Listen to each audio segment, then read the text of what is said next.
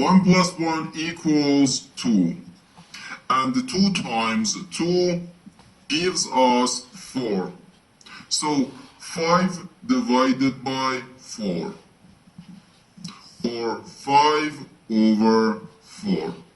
But this answer is not correct, because according to the order of operations, first we have to do parentheses, then exponents, then multiplication or division, and finally addition or subtraction.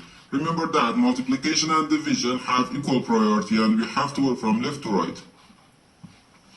And the same applies to addition and subtraction. In this expression, we have one division, one multiplication, and one parenthesis. Inside this parenthesis, we have one addition. Here we have a multiplication, because in mathematics, when a number is placed next to parentheses, it means multiplication, and we usually don't write the multiplication sign for brevity.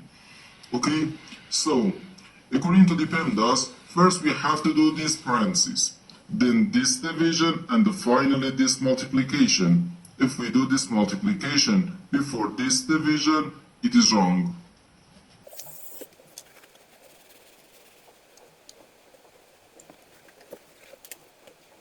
So first we have to do this parenthesis. Inside this parenthesis we have 1 plus 1, which equals 2.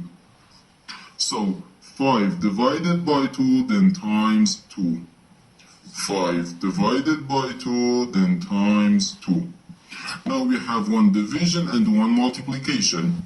As I said, multiplication and division have equal priority and we have to work from left to right. So here, first we have to do this division. 5 divided by 2 can be written as 5 over 2. Then times 2. Now, we can easily cancel this 2 and this 2, so here we have just 5. And this is our final answer to this problem. The correct answer is 5.